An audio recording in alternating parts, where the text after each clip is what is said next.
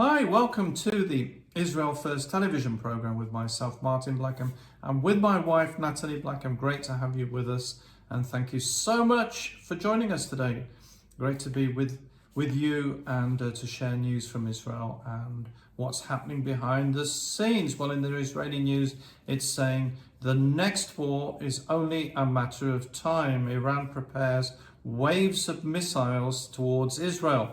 Israel's Ynet News recently reported that months after the war with Iran, doubts are growing about President Trump's declarations that he obliterated Tehran's nuclear program. According to regional officials and analysts cited by the New York Times, the damage was significant but far from total.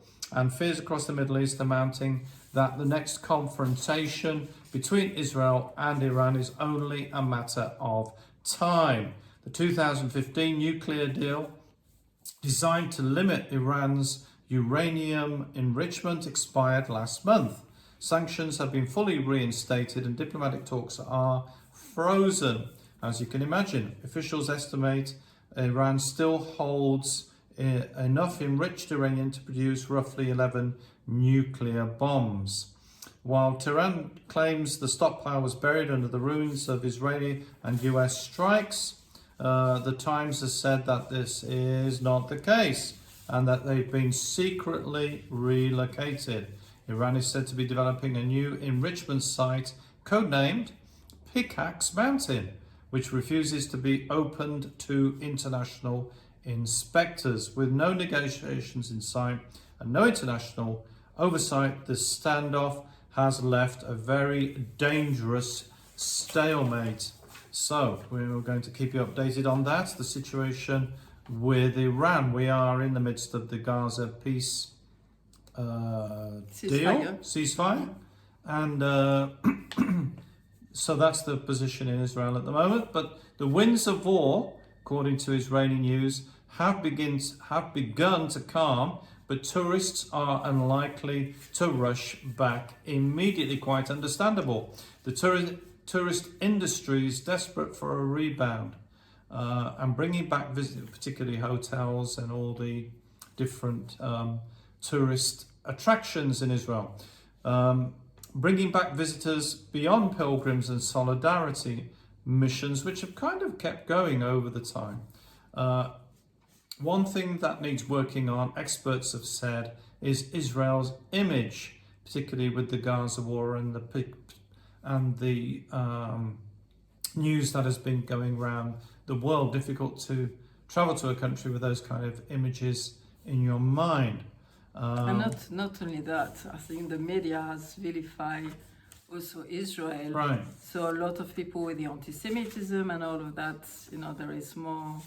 It's more difficult. But it's interesting because Tommy Robinson came here. First time for him. Tommy Robinson is somebody from the UK, and he had really a long tour. He saw many things: Samaria, Judea, the Temple Mount, and many things. And he went to the Knesset. So I think he came back with a lot of ideas and saw firsthand, what was happening here. So it's very interesting. But he was with his team. Again, we need to see more people, because when people come in this land, is they see that the media is not always saying the right thing. So, and Tommy Robinson was really a solidarity, what we call a solidarity mission, that he came here to stand with Israel, and those have been happening really since the war began. There's still been people visiting here when they can, when the airport's been open, on solidarity missions, but we haven't had the normal tourists with the bucket and spades haven't been coming to Israel, or people in large numbers of Christian tourists, for example. And so that's something really important. Now, what they've said, Nathalie, is that there is a big gap between ceasefire declarations, celebrations, and tourists arriving at Tel Aviv's Ben Gurion airport, as there are too many factors not yet known, says Yossi Fatale, Director General of the Israel Inbound Tour Operators Association. The end of the war is not the end of the image crisis that Israel has been facing during the war. It's going to take a lot more time to fix this issue, and it's something important that the Israelis fix the issue of their image. And on many levels, people are starting really to hopefully work on that. Yeah. Now, one of the things we've been talking about is computers and surveillance and all that sort of thing. And it's very interesting in the news. There's been a big news story. Amazon, Google agreed to inform Israel on data handed to foreign governments, according to the Guardian News. Both Amazon and Google are involved in Project Nimbus. Amazon and Google set up a secret winking mechanism to report data transfers to foreign governments as part of the Project Nimbus's deal, leaked documents reveal. The joint investigation conducted with Israeli publication Plus 972 and other news media has said that the 1.2 billion, unbelievable amount of money they're spending on cloud computing in Israel, the Project Nimbus between Israeli government and tech firms, had an unusual demand that they use a secret code as part of the arrangements that would become known as the winking mechanism. Project Nimbus was a joint contract that has provided Israel with cloud infrastructure, artificial intelligence, and other technological services. We talked a bit about this in the past, or a lot about this in the past, that Nimbus is basically the government computer that if you, well, even if you come, actually that's an interesting point, if you come as a tourist, you do, you know, and you fill all the forms in, then you are going on to Project Nimbus. If you get a driving license here or any other documents, government documents, you will use the system. So they've been told to give a wink at the government when they have money, when they have, well, actually it's through money. That's, you know, how it works when they have data given to foreign governments. Now, one of the interesting things, we've said that there is a peace deal, the ceasefire in existence. How did that happen? Well, sadly, unfortunately, regrettably, and terribly, they had to release terrorists from jail, many of them serving life sentences for the terrible things that they've done. Now, a recent report has found that 154 Arab terrorists deported under the Gaza truce are living it up in a 5-star Cairo hotel. UK news outlet The Daily Mail says the worst offenders released under the deal are enjoying the swimming pool and buffet alongside unsuspecting tourists at the Marriott Renaissance Cairo Mirage. Those are quite nice hotels, aren't they, the Marriott ones? More than 150 Palestinian terrorists deported from Israel were seen at the Cairo hotel, and just a few doors down from a journalist who was able to report it. Now, under the terms... again, nothing is said. It's because somebody sees them. Right. We always say now that is first-hand testimony. Right, eyewitness. Eyewitness. That is speaking the louder. And this is what's happening. You know, when you speak about that, I saw another article, and they say that 80% of the terrorists who are released go back into terrorism. 80%. Right. So you know, they haven't changed their ways. Now, under the deal, at least 2,000 security prisoners, including 250 serving life sentences, as I've just mentioned, for deadly terror attacks. Life sentences, not 1 or 2 years. 2,000 of these have been released, many of them into Judea and Samaria. And these are terrorists... And East Jerusalem.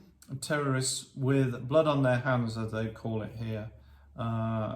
And the Daily Mail reported that many of them were found in Egypt, Nathalie, in the hotel, lounging by the pool and by the bar. They've been spending time with their relatives who have been flown to be with them. And This is, justice. posing I mean, for- it's just it doesn't get any unbelievable. better. Posing for selfies with adoring local fans. At one time, dancing to ABBA's Dancing Queen, which was playing in the outdoor wedding of an unconnected Christian couple who were in the area. So, it's something that was happening nearby and they were getting involved in that. Israeli news media has reported, Nathalie, on a robot that will clean your house. We've been talking a lot about robots on the program and AI, the dangers involved with this. Many people see them as helping them, taking work off their hands. But what is really going on here? Now, NEO or NEO is the new home dream and nightmare. Robotics and artificial intelligence company 1X has unveiled a life-sized human assistant that will perform everyday tasks for you, according to Israeli news media. In reality, to learn how to do it, real workers will watch what's going in your home through the robot's cameras. Oh, so it isn't really doing it itself. It's actually technicians somewhere else who are looking into your house.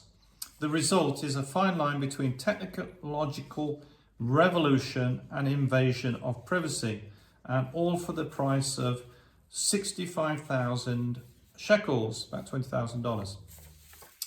Well, the high price tag and controversial privacy terms are what comes with Neo.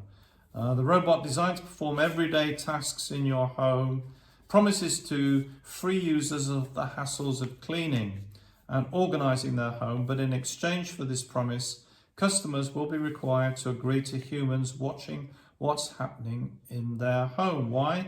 Because like Tesla's robot, which some people were impressed with, it actually turned out to be controlled remotely by company employees, and Neo is not really independent at all. It is only doing what the technicians enable it to do back in the offices where they are controlling the robot. The thing is, when you look behind all the thing, is AI, because they are trying to have as much data as possible. Yes. Because they want to have robots after who does the job, like more and more sophisticated. But they need to have a lot of data of the routine, of what the people do. And so with all these things, after they are going to use all this data that they're having.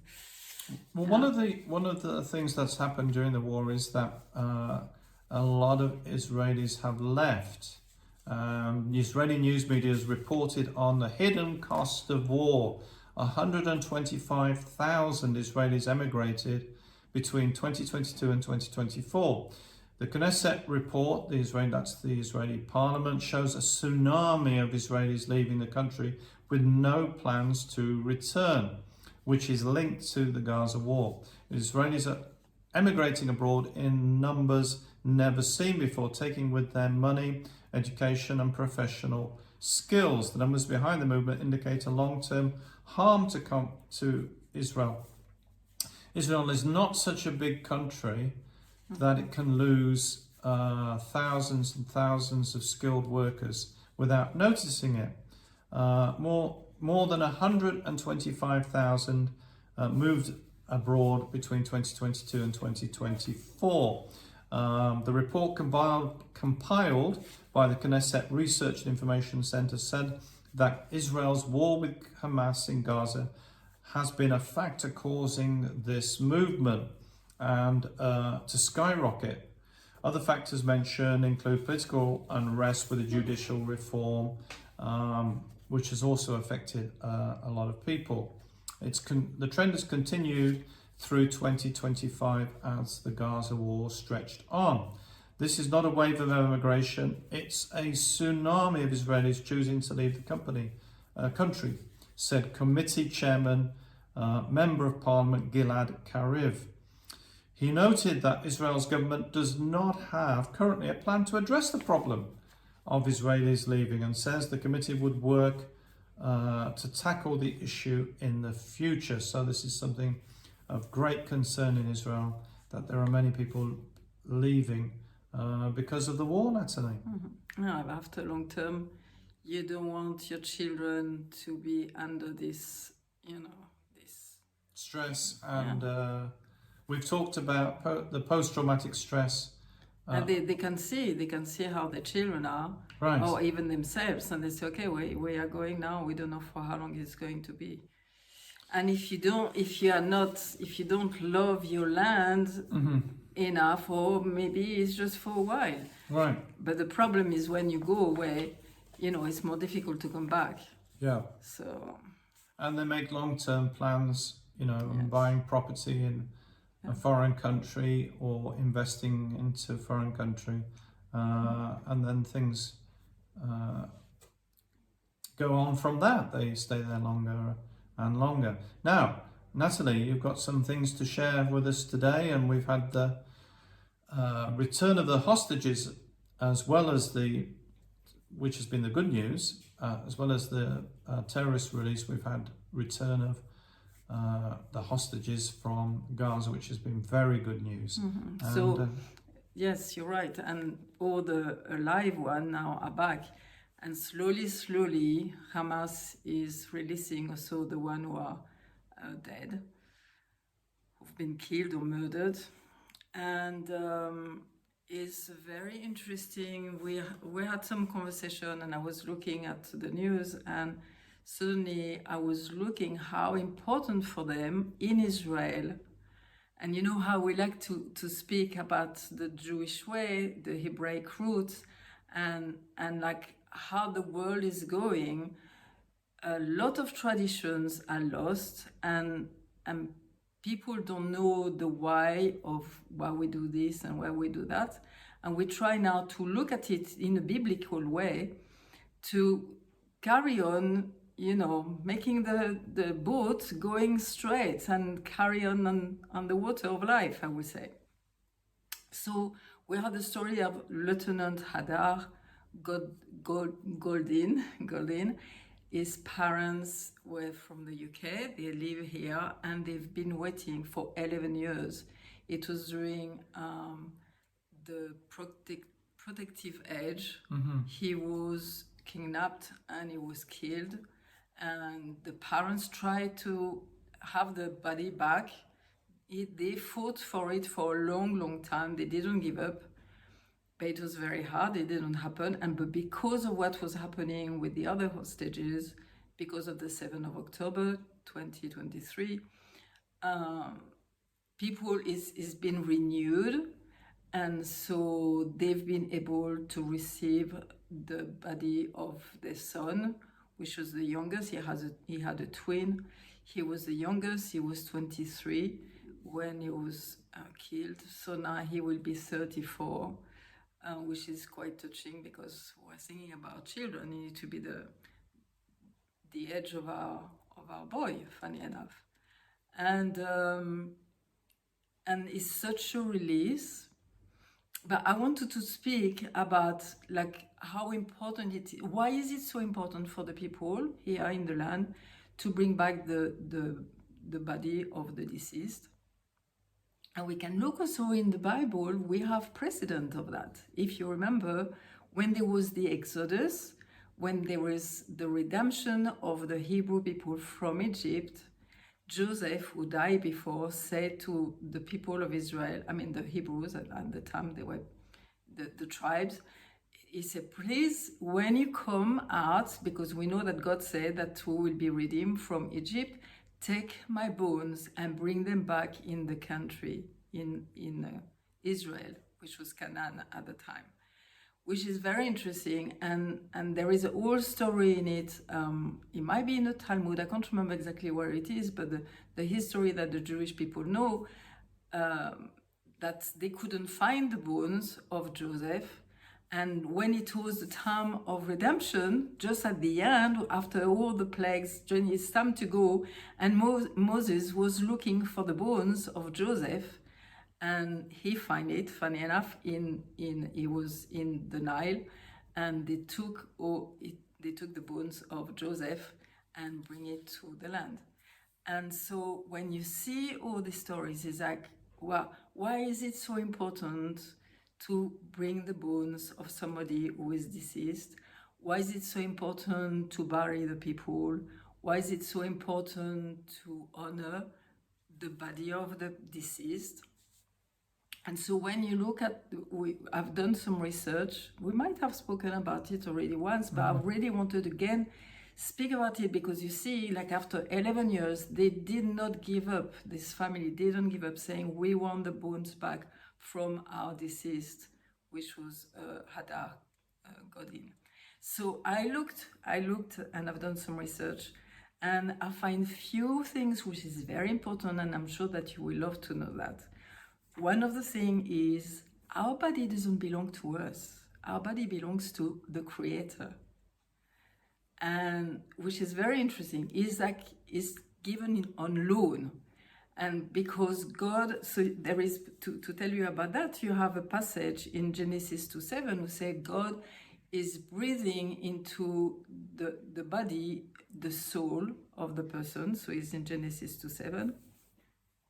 And then God, the Lord God formed man of the dust from the ground. So we have a soul and we have a body. And because our body is connected to our soul, and our soul won't be able to live on earth if we didn't have the body, because of that, we need to honor the body because it's been our shell. And so in one way, he's been sanctified by our life, by our soul who's been on earth. So it's very interesting.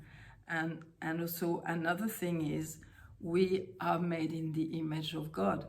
So we carry in us this image of God, alive or dead. And also the other thing is like we believe into the resurrection of the dead. And so for the Jewish people, it's like you have really to look after the body because he has become holy in a way. He's been your little temple on earth for your soul. And this is very interesting because you see a lot of people who cremate, who make, cremation is getting very dominant. I was looking at the numbers, like in the UK it's 56%, in America it's only 20 something. One interesting thing, a lot of pagan was doing that before, and when Christianity spread out, it was not anymore, there was no more cremation anymore, which was very interesting. But since the 19th century, it's coming back. And some people saying that is like natural to do this, or like because, and when you look even, you can do your own research, but doing cremation is not good. Oh yes, I wanted to say something also, which is very important. Is like, because our soul is in our body, they are linked together. So when you cremate and when you look at the thing, it's not very pleasant at all. It's like you are damaging the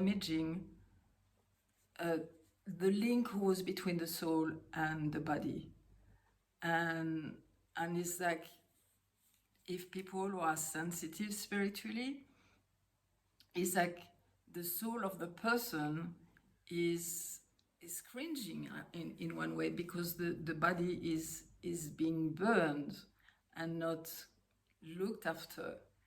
And again, there is the other passage where is said also in Genesis 3:19, and it's what God is saying. He say, you have been made from dust and you will come back, you will go back to dust. So it's like really specific direction that God has given us. Maybe we don't understand all the why, and you can do some research about that. But when you start to look at the thing, you can see that is very important.